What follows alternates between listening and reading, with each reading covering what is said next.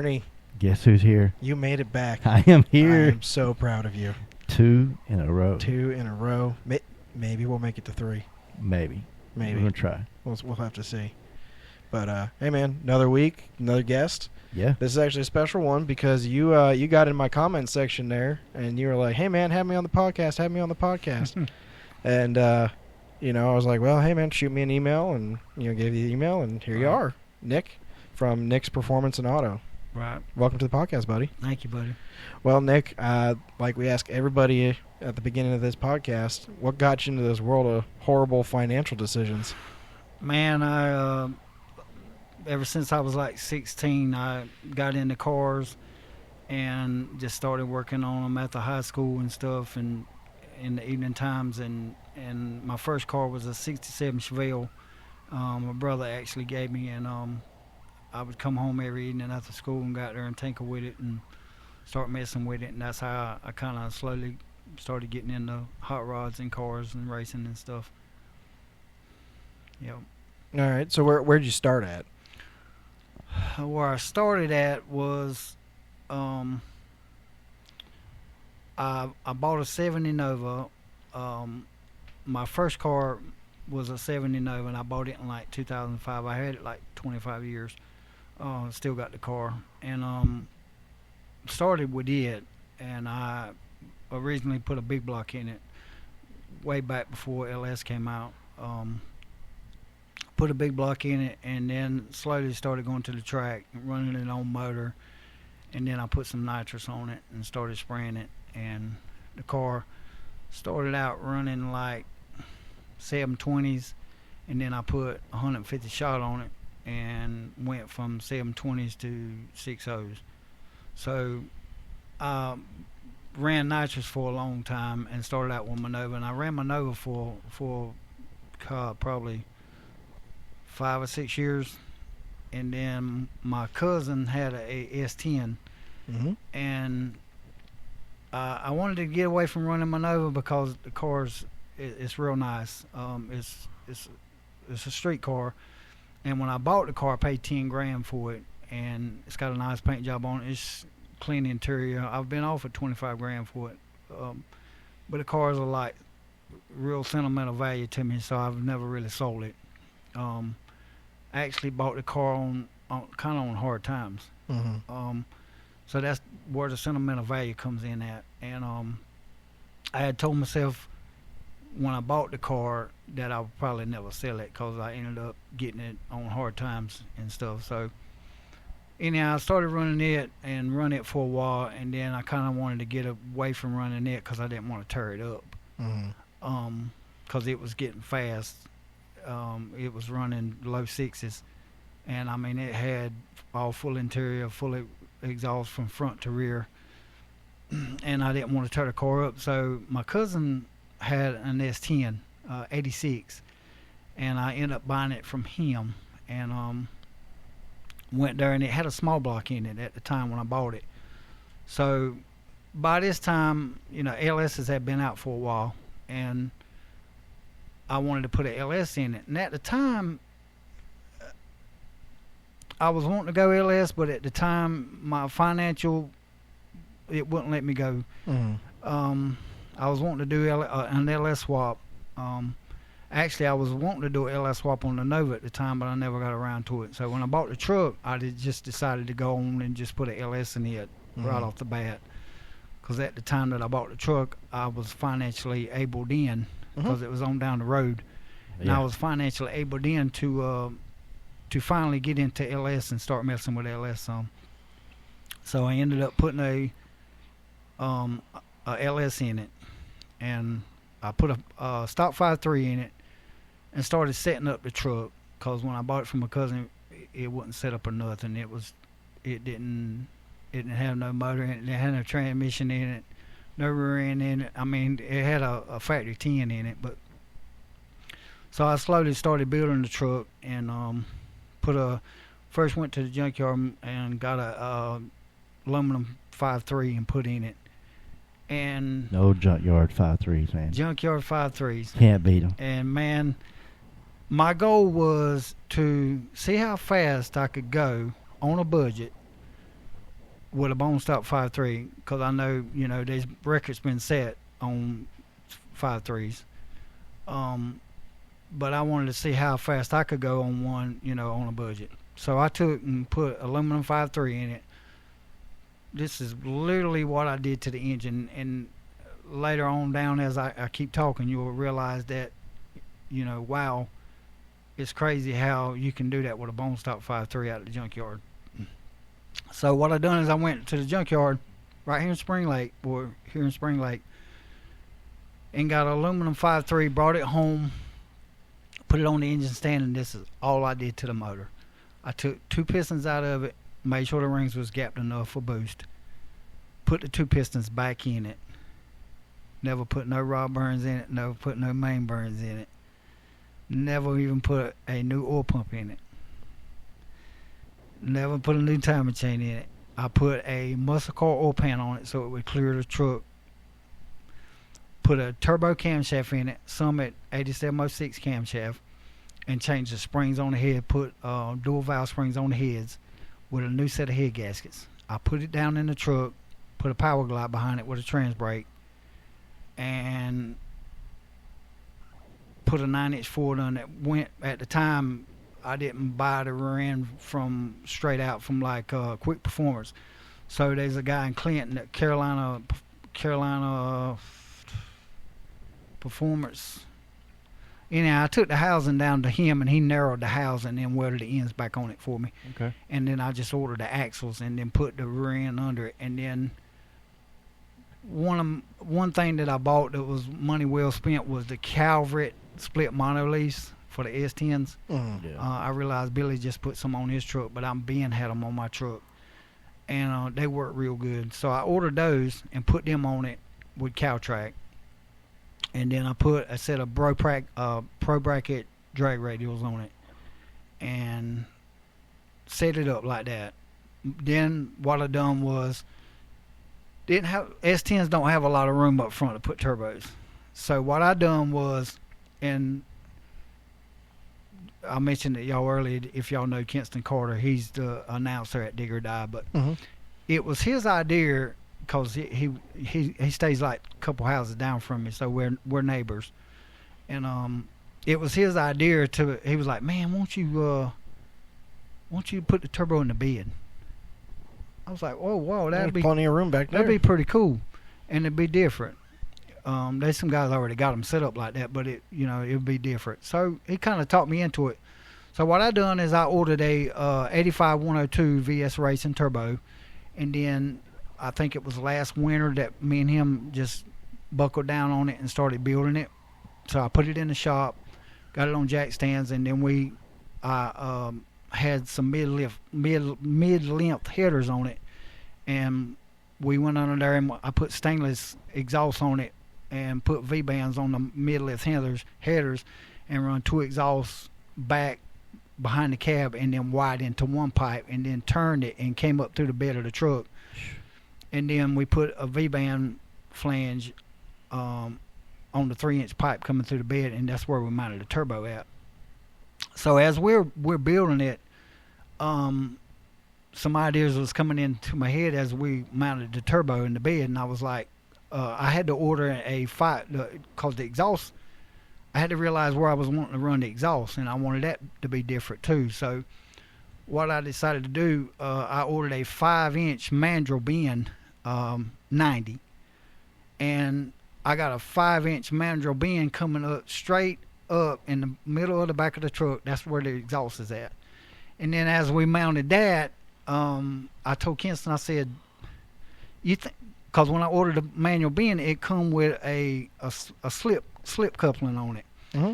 And I was like, Kinston, you think we can take the slip coupling and make it out of a crown, cut some triangles in it, make it out of a crown. Mm-hmm. So he took the Ziz Wheel grinder and cut some triangles in it and made it out of a crown. So the 5-inch exhaust is coming up in the middle of the truck and it's got like a crown on the top of it. So it's pretty cool. Yeah, that's different. Yeah. Over the winter, we finished up the truck. I put Holly on it. And what was really cool was I wanted to make the truck where I could still drive it in the street. because still street legal. It's got all the interior in it. The truck ain't been gutted. I didn't even want to take the inner fender wells out of it. It's got the door panels in it, got all the glass in it. So here's what was kind of cool. Okay, that was the hot side. We came back 2 pipes, ran into a Y, and came into 1 pipe to feed the turbo on the hot side. Mm-hmm. The cold side, we went back under the truck and started going, because I had to go back to the intake, Mm-hmm. and went under the truck, went back under the cab, and went under the seat with a 3-inch cold side. Went under the seat and went through the dash beside the heater core. Granted, it's an 86, so it didn't have AC on it. So Nice. the heater core is still in it. I just did clear the heater core by cutting a 3-inch pipe in the firewall to clear the heater core. So the heater core is still in the truck. And then I went through right beside the heater core with the 3-inch cold side and came back through the firewall and ran it around to the intake. So that's a lot of work. Do you need some help with your plumbing business, man? Because this guy sounds like he could just snake step that right stuff in, man. there, man. Wow. Yeah, well, it helps when it's forced induction. Yeah. You know, if you're trying to force a drain pipe, that's not going to work out for you all that well. So But, man, we ended up working on it over the winter and finishing it up. The Mhm. cold side, the hot side. We put Holly on it, and I mounted the computer under the seat, run the harness under the rubber mat, hiding everything. Truck still got all the glass in it, Mhm. factory door panels. Yeah, he don't want you to be able to tell it's any different than any other S10 on the street. Yeah, except for the turbo sticking out. Except for the the back. big old That's crown. totally stock. I mean, look at it, it's just another truck in the Yeah. Walmart parking lot. Yeah. So what's the purpose of this truck? Is this like a digger die kind of truck? Is this like a bracket racing truck? What are you? I kind of built it to run front of the track because I'm a more of the front of the track. I like A bracket. little bit of grudge racing, front of the track type deal. But I had talked to Kinston and had thought about maybe putting some Hoosiers on it because the trucks, I mean, I tune it. And so I can turn it down. I mean, it's able to run in digger die. Mhm. It's just that you got a lot of changing over from front side to track to no prep Mhm. to And true no prep where it is. Right. It's back of the And- track. and- There's no rubber that's been built up. Yeah. There's no nothing. You Gotta know? have man, lots. those guys are flying now, man. Yeah. Yeah, it's the And even the nice part is we had Dan Van Horn on here, owner of Rockingham or co-owner of Rockingham, and they don't let anybody test there. They don't do No, anything no. out there. So it's as virgin as it can be. Yeah. On the back of that track. But man, we finished the truck up that winter, and I went out. We first went out and tested it, and I slowly speeded it up. Mhm. So I left on 8 pounds, set the truck up, got through with it, put some 1-inch longer ball joints on the front so I'd have front end travel. The Mhm. truck's set up. The truck's set up. When I set the truck up, I set it up there that I could run some no prep if I wanted to. It's got front end travel. I got 6 inches of front end travel on it, and then I got the split mono lease on the back with the cow track.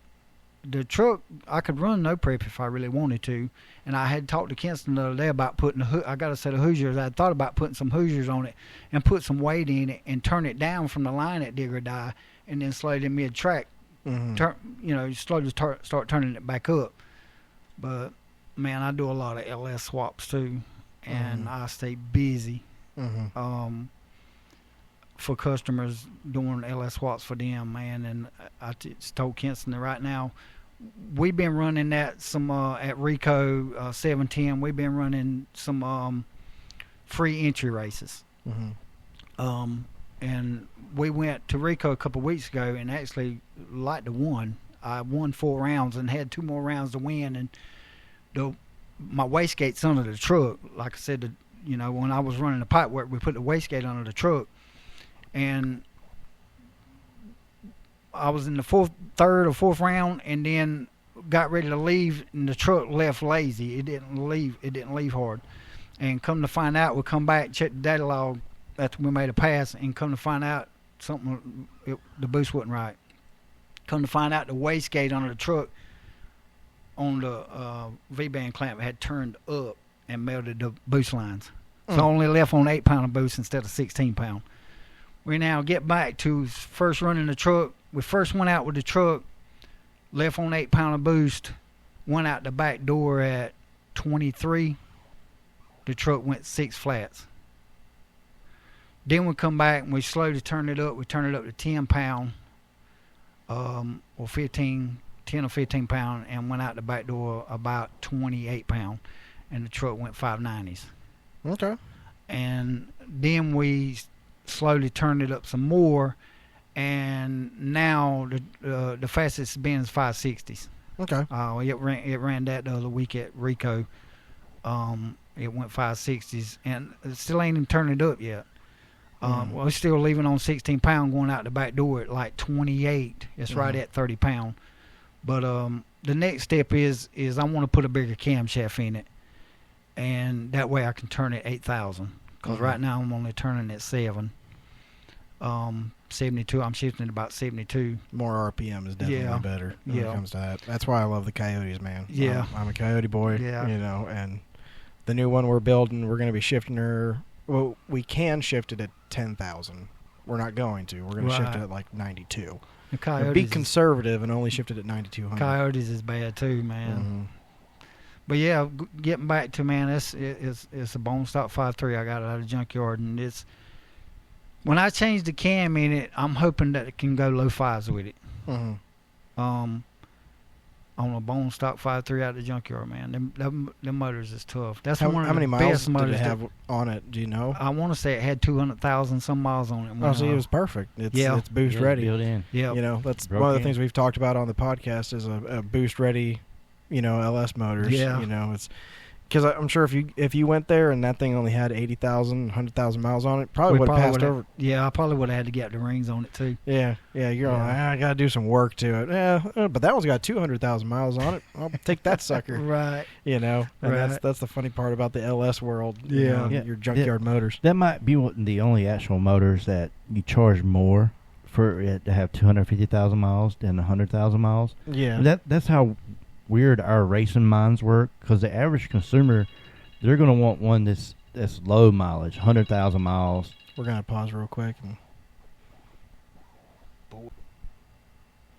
So, like I said, in our crazy minds, we're racers' minds, the weird thing is the average consumer that goes to a junkyard, they're wanting a low mileage motor to replace the motor that blew up in their car.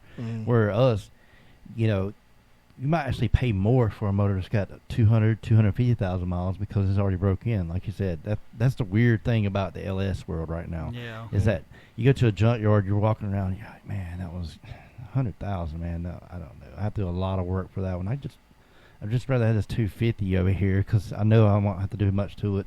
Make sure the gaskets are good. It'll be interesting to see the Coyote platform because, we're about what is it, 11 years into the Coyote now?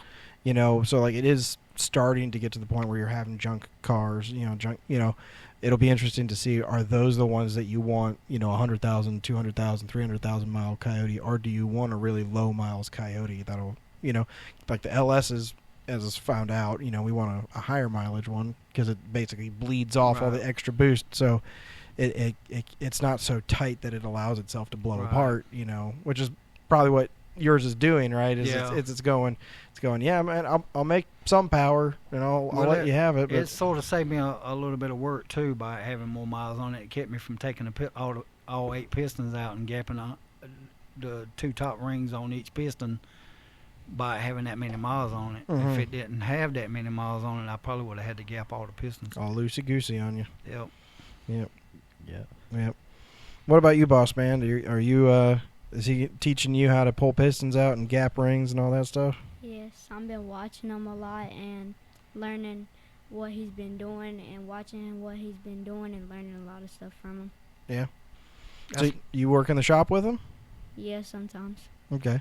So what got you into starting your own shop and all that stuff? I kind of been working on cars, like I said, since I was 16. And then I just enjoy it. It's and I don't do it full time. I just do it in the evenings. I actually got a regular job during the day working on forklifts. is still in the mechanic field, but I work on forklifts during the day, and then I work in the evenings for myself. Like I said, I do a bunch of LS swaps and stuff and I started a YouTube channel 3 years ago, Okay. and I got 5,000 and some subs now, and my channel is slowly growing, and YouTube is pretty cool.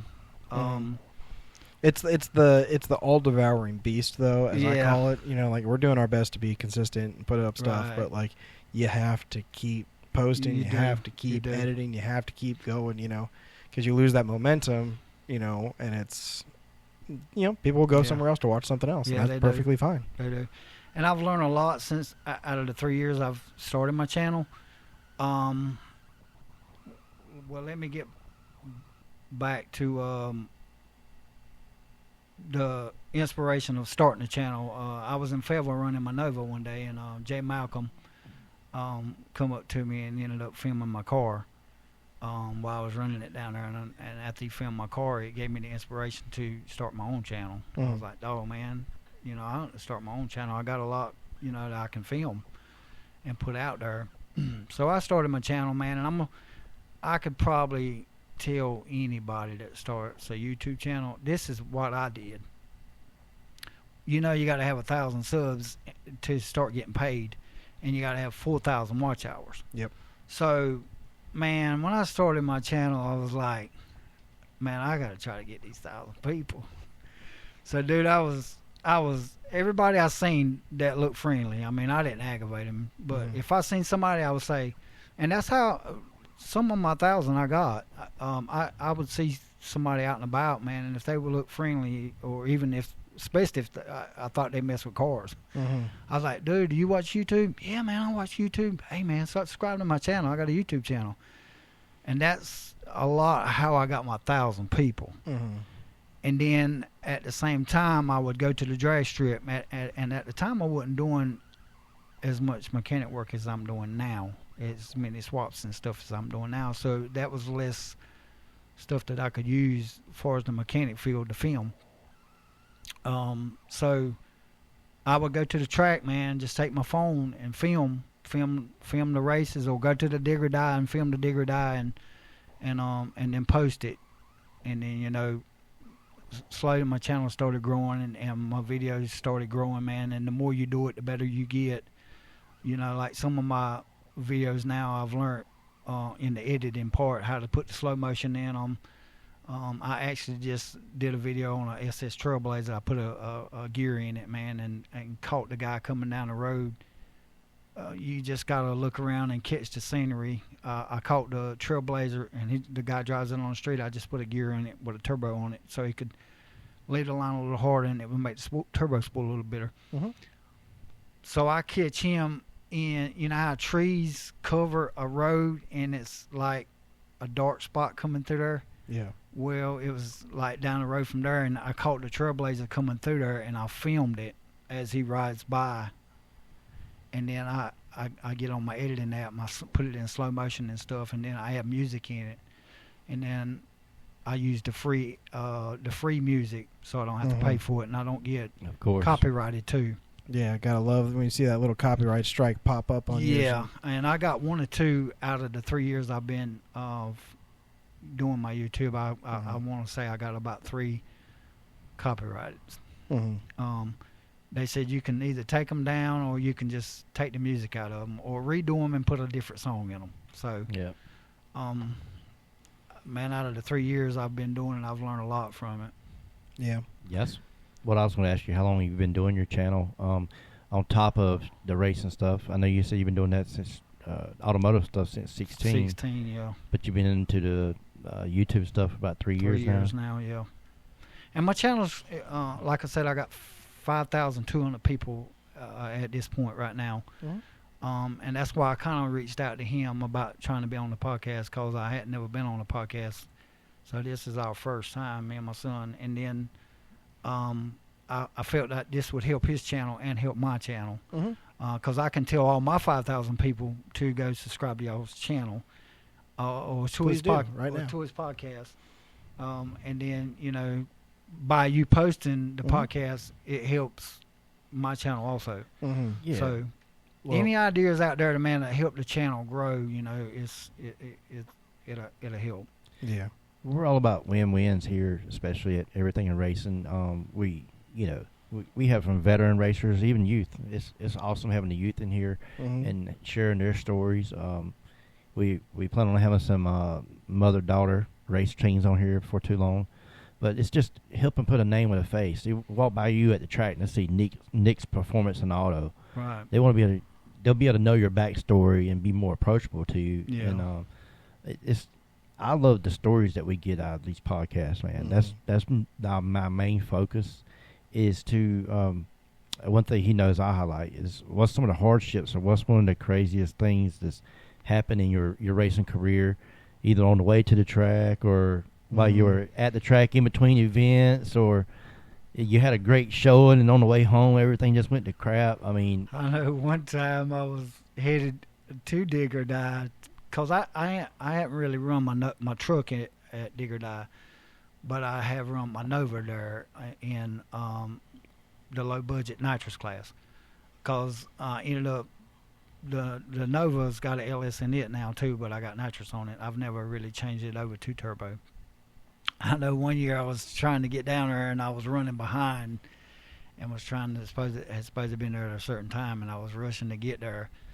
And there's a turnoff right before you get to the Dig or Die. I've never told anybody about this, but there's a turnoff before you get to the Dig or Die. Well, I never even slowed down to make that turn to go towards the track. And I'm pulling my truck and my trailer with a 96 Tahoe. The brakes work, but they're not like a dually's brakes. They stop, and then I don't have trailer brakes on I need to get my trailer brakes fixed. But then I make this turn, and I make it so fast that I didn't really make the turn. Mm. And then I go up on the bank. There's a curb in there, and I go up on the curbing with the Tahoe and the trailer and the Nova on the back. And I like to not have made it down there. I like to tow up my Nova on the back of the trailer and everything. But luckily, I didn't bust no tires. And luckily, the truck stopped because there was a light pole right in front of me. And I was just about to run into the light pole with my Tahoe, with the Nova on the trailer. did you tap on the straps when you strapped your car down and said that's not going nowhere? Did you do the famous tap? I know I got out and checked everything and made sure everything was scratched down good. I'm gonna have to call for a Slow pause down. real quick. My one of my employees is calling me, so just give me a minute. Okay. So you'll get right back into it. I'm trying to remember where I You was wanna at. talk a little bit more. We could talk so much about how much you love no prep racing, back to track. Yeah, I mean, We you got to know, drag him out here, Nick. He's never Yeah, been. right. I've never been to a Dig or Die. I will go to a Dig or Die. I'm not going to the one next week because there's one 2 weeks There's from now, one. right? There's one around Christmas time, man. It's Yeah, pretty that's cool. probably the one I'd be more likely to go to because the one in like 2 weeks is just gonna be hot. And our squeal is out there. back. What are you doing, man? I don't know. I'm not doing anything. I don't know. It's just weird. I don't know. We were doing a podcast, like you said, one time, and someone going by on the main road, a big trucker, was talking on his CB, and we could hear him Oh, wow. in the headsets. Yeah. Sorry to our audio listeners out there. That'd be everybody, really. Yeah. If you hear the sound, or if you don't, and it's just in our headsets. It just might be us. Yeah. But we're gonna Yeah. blame Nick. So we'll get back into it. We were speaking about your Nova and how yeah, you almost had the climatic incident. So you got the truck stopped. Right. I got out, and it did scare me because I thought it was about to hit that light pole. So I got out and I checked the scraps on the car. The car had moved forward some too because it was just that Violent. Yeah. So I ended up checking the scraps on the car, and it had moved forward a little bit, but not bad. So I tied it down a little bit and got on down there to the digger. Now the question is, if the truck and trailer was tore up, would you have still took the car off and made the race and come back to the truck and trailer later? Now I tell you, I was somewhere one time coming from a race, and I want to say my truck tore up. My that I was pulling it with, and I unloaded my car. That's how many years that I had ran my Nova, and I unloaded my car and got home with it, and then went back and ended up getting my truck and trailer. Mm-hmm. So yeah, that's the reason when I was building my truck, I wanted to have it where I could be able to still drive it in the street if I needed to. That's why I never did take the door panels out of it. The glass is still in it. It's got a roll panel on the back, but still got the steel bump on the front. Man, I'll tell you. That's the new definition of if your car is a street car. That's the If you can take it off the trailer, if you could and take get it back off, home with and it. drive it home. That, or if it'll make it to your closest friend's house. That's the new. Okay, yeah. Hey man, don't you live right around the corner? Yeah, I need to bring my car over. What are you talking about? Well, my truck broke down, and I think I got enough fuel in the tank to drive my car to your house. I'm not leaving it here. I'll lead the beater, but Yeah. I'm not leaving the They race can car. steal my truck. They can't have the race car. Yeah. Jeez Louise. Yeah, I think that's the new. If you're listening, that's the new definition of what makes a street car. Can you get home if your beater breaks down? And if it can't do that, it's pro mod. Well, Turbo John did that one time. He was coming back from Virginia, and he didn't have his race car. He didn't drive his race car home, but he drove his pit car. Mm-hmm. Yeah, Oh, yeah, I seen that. that was hilarious. Yeah, it was. It's Cletus had to do that one time. Early days when they had the RV for Right. towing stuff. They had the stacker and everything. He ran it out of diesel fuel. Oh, He just Lord. driving it down the road, just ran it straight out of diesel fuel because his entire thing has always been, I know my truck.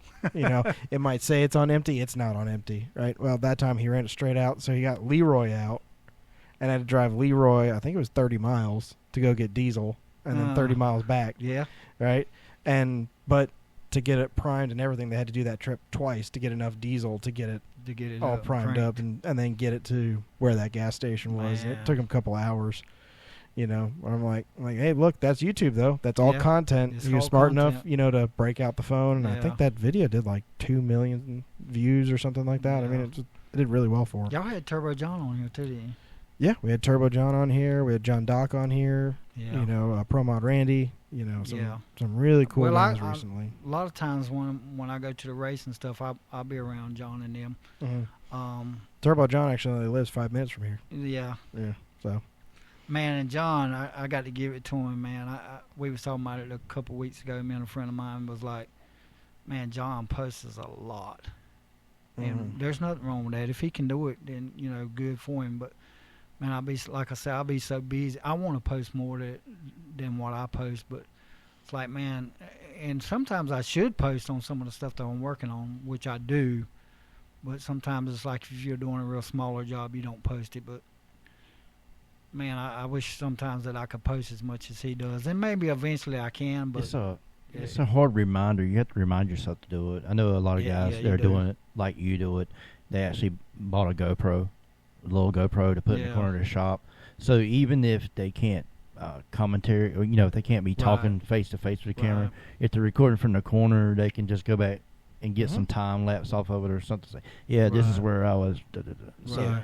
so and the microphones are good enough on here, right? That Yeah. they like in post, if you want to, you can, do a voiceover on whatever you're doing. Yeah. It's so easy now, right? Of like, the cameras are good enough on here for YouTube quality. The Yeah. microphones are good enough on here for YouTube quality. You get yourself a GoPro and Right. basically any computer, and you can edit together a video. And it's just the biggest problem for me has always been, you gotta take it out, you gotta do it. Yeah. You gotta take it out, you Yeah. gotta do it. Because 'Cause nobody else is gonna record it for you. That's true. And you did mention Turbo John. He does have a team of guys that help him with the filming, and even Nate has said that his team helps set up the car, so all he has to do is focus on the racing aspect, being the driver. But it's really hard to run a team and run a channel where you're documenting what you're doing on that channel and staying in the zone focus as a racer. So it may be times he's at the track with you, He's just got a good team, man. just He filming really does. stuff. And I got to give a shout out to my son here. He come with me and he helps me out a lot. And I know when I'm driving and I'm racing, I have had to try to let some of my friends film. Like, film this, I'm driving, I can't film, I need you to film this. And then after they film it, they come back and they didn't do a good job. Mm-hmm. So he's been filming like since I started the channel. And I told him one time when he was filming, he was like, Dad, what about if we're at the track? And because I tell him, I said, get right behind the truck, get leaving the line shots, go down the wall and get front shots with the truck leaving the line. And he would come to me one time. He's like, Dad, what about if the people's in front of me? I said, Son, step around them. Mm-hmm. You're a young boy. I mean, they're not gonna say nothing to you. You're part of the crew. But I'm gonna tell you what. He's only 9 years old, but he can film better with his phone or with my phone than a grown person. Mm-hmm. And I've always had him to and sometimes he don't want to go with me. He don't want to go every time, and I don't want to make him go. But a lot of times when he goes and he films, he does a fantastic job. We went to Fayetteville the other week and ran, and man, he went up on the top of the hill and filmed the truck leaving the line and got a front end shot from it. And even some of my subscribers, man, they tell me like, your little boy does real good filming. Mm-hmm. And he's been filming for me pretty much the 3 years that we've been doing the channel. I know one time we went down the highway and did a hit, and I had built a nitrous Monte Carlo, and I went down the road and made the first test hit with it and sprayed it in the highway, and it was kind of funny in a way because I'm driving the car. I don't know what he's saying, or I know he's filming, but I don't know what he's saying. And I remember getting back and I seen the footage, and he was and when I left the line, he was like, "Dang, what was that, son? How was that?" He was like, "Dang, I can't believe that thing left like that, right?" And I left that in there. He was like, "Dad, you gonna leave that in there?" I was like, "Yeah, son, that's good content. I'm gonna leave that in there." And I left it in there, and somebody actually commented later on. They thought that I downloaded that from the way he said it. They actually thought I downloaded off of something and edited it to the video. Mm-hmm. And I commented back. I was like, "No, that was my son filming, and that was him talking." Nice. So yeah. So when are we gonna get you a junior dragster? No. Do you want? Is that something you want to do, or just no interest in it, or? I'm interested in it. Just don't know when he's getting me one. Yeah. Well, I'm him spending your dad's money here for you. I told him I might just wait and put him in that truck, and just turn it down. Yeah.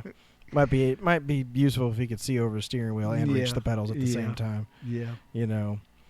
Yeah. No, I mean I've been super interested in the junior dragster program because I got a little girl now, you know, and it's but it is one of those funny things though. I've talked to a couple people, and junior dragster parents are 100% worse than soccer parents as far as like the drama goes, I can imagine. And but it looks like a lot of the kids do really enjoy it. Yeah. Well, I was at Fayetteville one race, and I interviewed. It got some pretty good views too.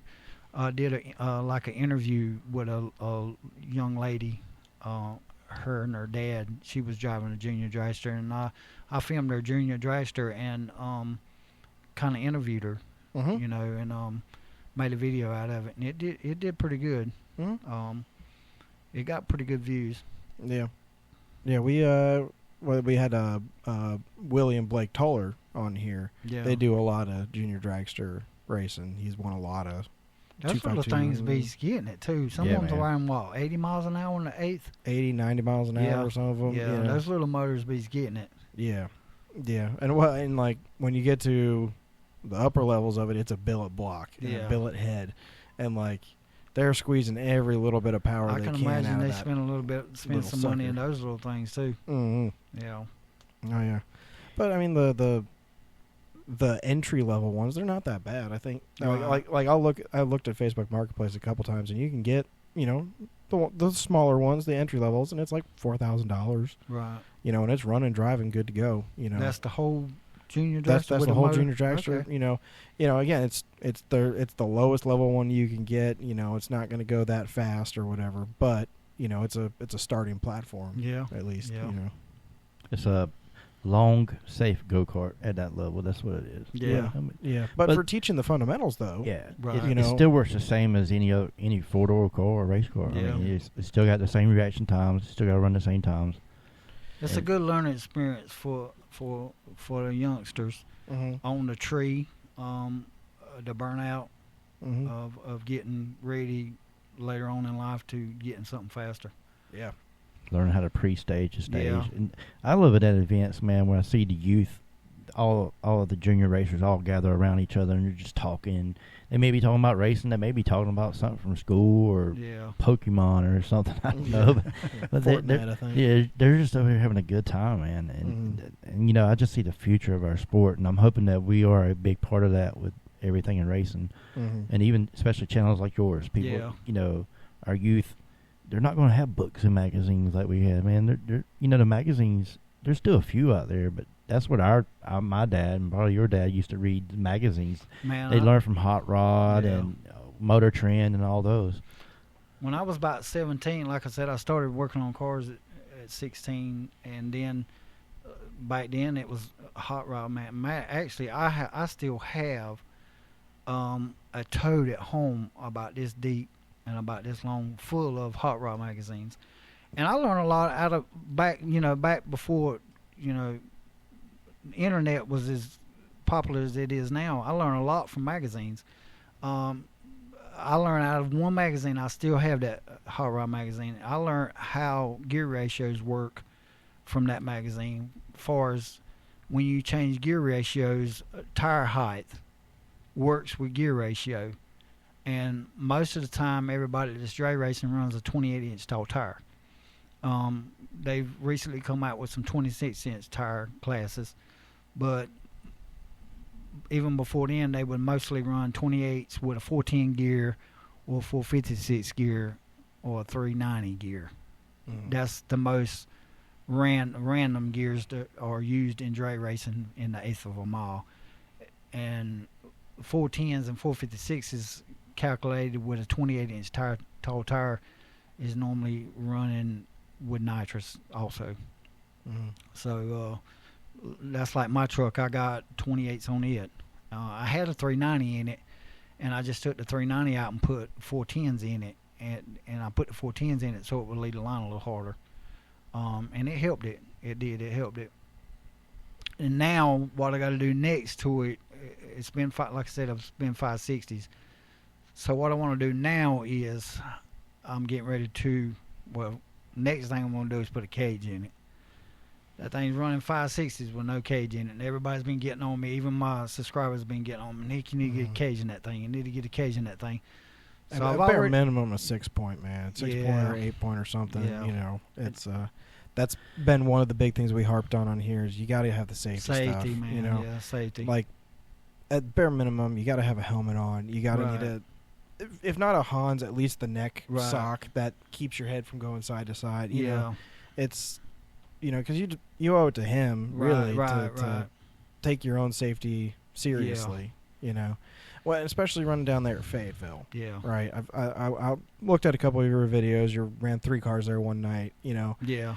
and Fayetteville can be a dangerous track, Yeah. especially because all the dirt comes over from the circle From the track, circle on, track. on the other side. Yep. A guy from Prey Performance just lost his life there earlier this year, right? And it was a mix between there was dirt on the track and he didn't have his safety stuff. He just Right. hopped in a car that was going way too fast for the track conditions.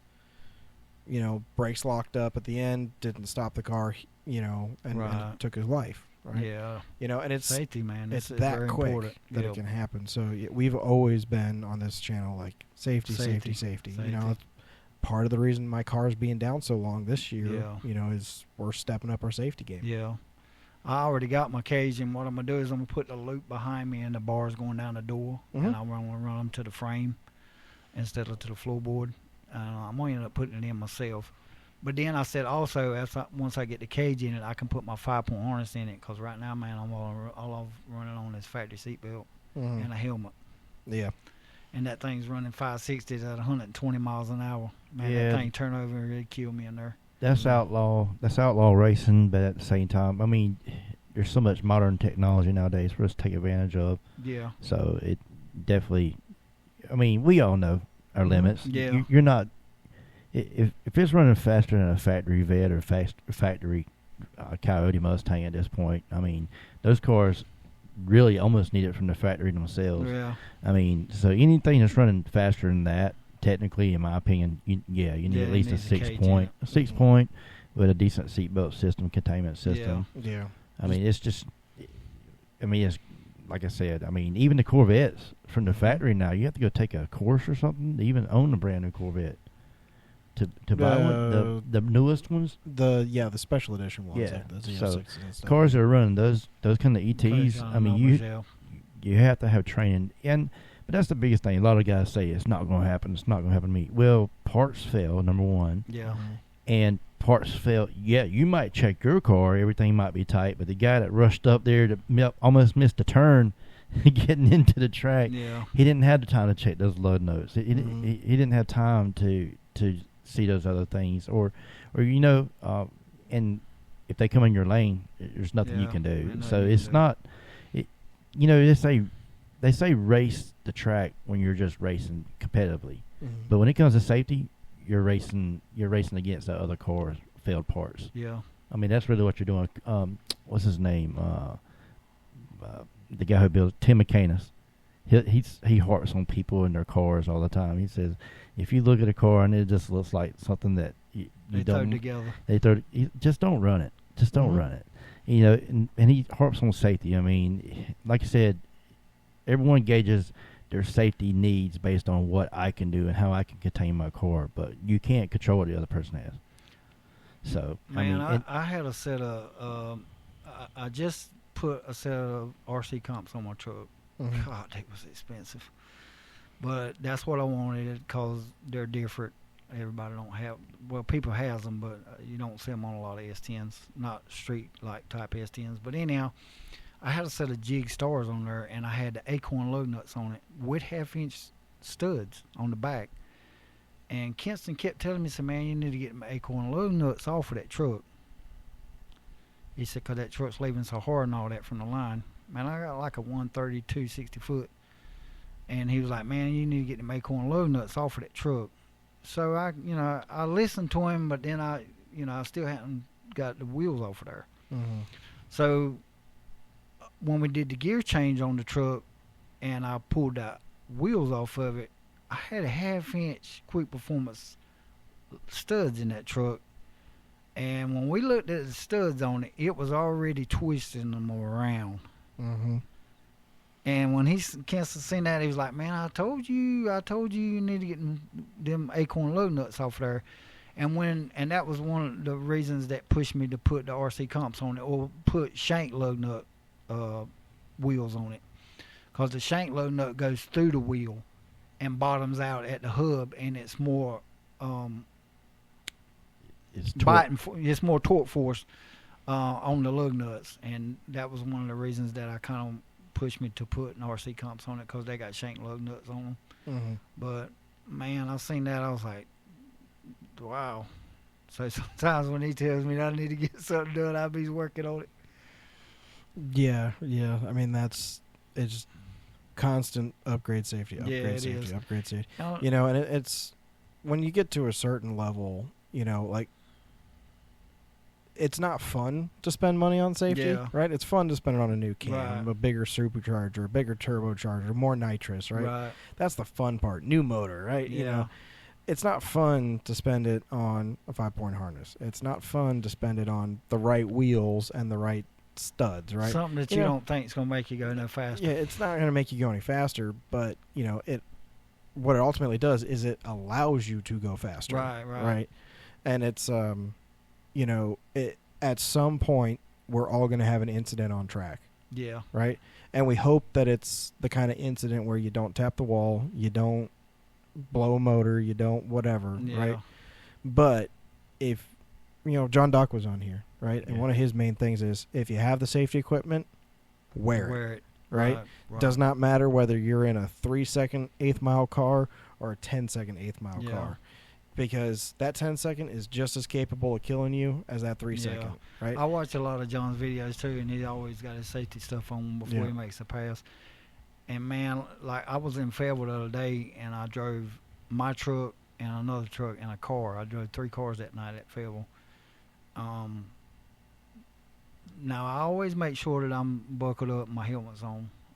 But like my truck, I got to get a cage put in it. And like I said, when I ran that 560 the other week at Rico, I realized then I was like, man, cause when you start going out through there at 120 miles an hour in Mhm. 5 seconds, you realize that you're moving. Mhm. And that made me realize then I was like, man, I'm not really going to run this thing anymore until I get this cage put in here. Because stuff starts running through your mind, then anything could happen. So Man, this thing could sling a rod out the bottom of it, oil go in front of the tires. Now, here's something else that scared me. I was at 710 running a couple weeks ago, and my bottom radiator hose blowed off right at the finish line. And coordinates, it happened, everything happened in coordinates when it happened. Luckily, I was at the finish line. Luckily, I had just got out of the gas pedal, and the bottom radiator hose blowed off. And that's the reason they say don't use antifreeze when you drag racing. And I'm a firm believer in that now, because that day I had just plain water in my block. But I'm a firm believer if I'd had antifreeze in it that day, I would have wrecked my truck, because I could feel it in the seat of the truck when I crossed the finish line and the hose blowed off and it went under the tires. And I had a radio on there. I felt it in the seat of the truck twist a little bit right there when it got on the water. But luckily, by it being water, as soon as it got out of the water, it straightened right back up. But I'm a firm believer if I'd had antifreeze in it, it would have went on around and went into the wall at 120 mile an hour. Now that was a wake up call too, for me to get a cage put in there. There's two big advantages to running just water, right? Yeah. One is it's less dangerous to you if it does come out, Right. Because as soon as you get back on tarmac, the car straightens up, right? And all you hope is that it's not pointed at the wall Right. when it does that, right? When it does that. It'll just, the other side of it is when the track goes to clean it up, it is way easier to clean up just straight water Yep. than it is to clean up antifreeze. It's going to take a Antifreeze. lot longer to clean up that Yep. antifreeze. So hey guys, everyone running cars out there, if you're running it down the track, drain out the coolant, go to your local Food Lion, wherever, and just get a couple gallons of distilled water, put that in the car. It's not going to hurt anything, right?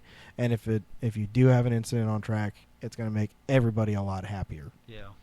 right? In TX2K and FL2K, if you run coolant, like antifreeze or something like that, and you put it on the track, you are banned.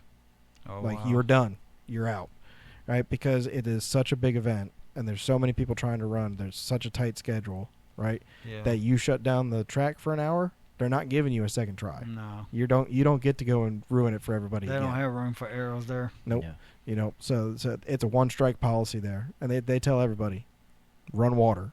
Yeah. If we get out there and it's water, okay, we get it. Yeah. We'll dry it up right. Right. If it's antifreeze, you're done, You're bud. done. You're done. Mm. Pack it up, go home, and we're not refunding you. And You know? anybody that races would think that they need to get the antifreeze out of there when they're racing anyhow.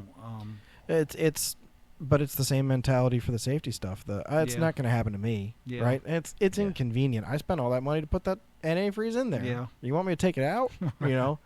It's it's never going to happen to us. It's always going to happen to somebody else, right? Yep. But man, this has been a whole lot of fun.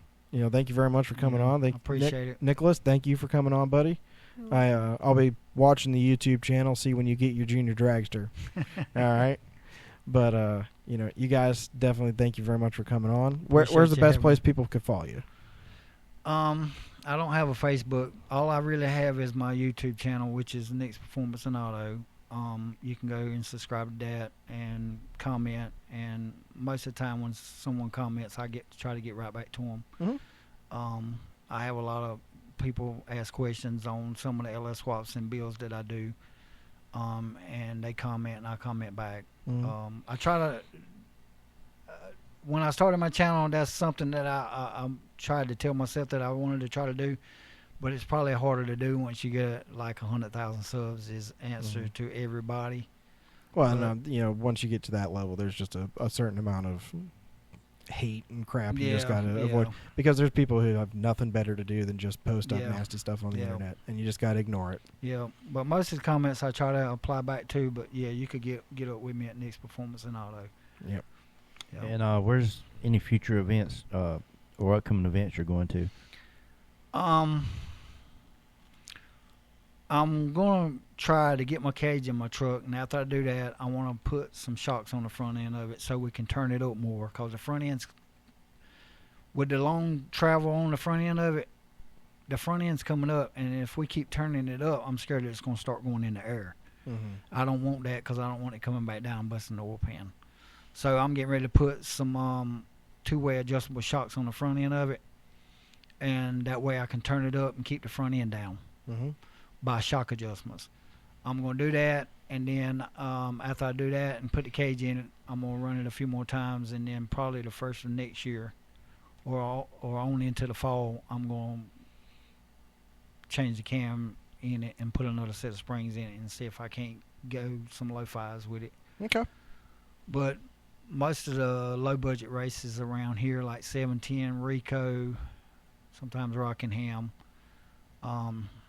Darlington, and even Dunn. I've been wanting to come up here to Dunn and run. I've run up here, but I haven't had a chance to run my truck up here. I've run my Nova up here, but I haven't had a chance to run my truck up here lately. And I can tell you, get up here.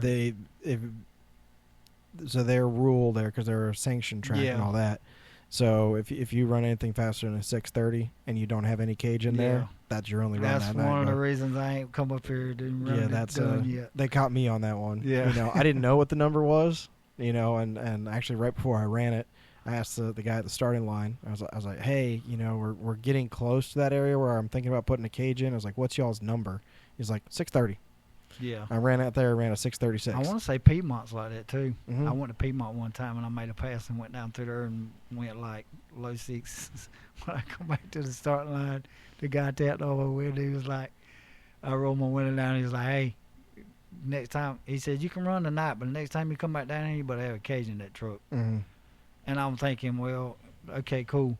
But I won't be back down here for a while because I'm 2 hours away from here. Yeah. So yeah, I didn't even get that courtesy. I ran that 630, and the guy at the shack giving me my ticket. Yeah. I got to take it from him, and he wouldn't let go of it. And he goes, hey, where's your cage, Bo? He's like, I don't want to see you back up here without a cage in it. I said, yes, sir. Well, that's only right, man. Just looking out for I always people. preach that about them. But guys, if you want to follow me, I'm Nate the Fast Plumber on Instagram, and just the Fast Plumber on Instagram and on my YouTube. And Ernie, where can they follow you, buddy? I'm Ernie at 105 Life. You can find us on TikTok, Facebook, and even YouTube. Yep. And hopefully next week, Ernie will be here again. With fingers crossed. We'll have to find out. Three in a row. I'm going to get my bracket card back, man. You're not going to get it back until you've made up as many episodes as you missed. So, sorry, buddy. Them's the rules. I'm going to have to give me a jet, man, so I can or a helicopter, so I can just land in your backyard. There you go. Yeah. I saw an article this week that they figured out something with anti-gravity, so maybe we'll have flying cars by the time. Yeah. As long as it's not a Ford. It'll get me. All right, All man. right, It's been fun. Nick and Nicholas, we enjoyed having you. Thank you very much for coming on. Look Appreciate forward it, guys. All righty. See you guys next time. We'll see you in the comment section. Bye-bye.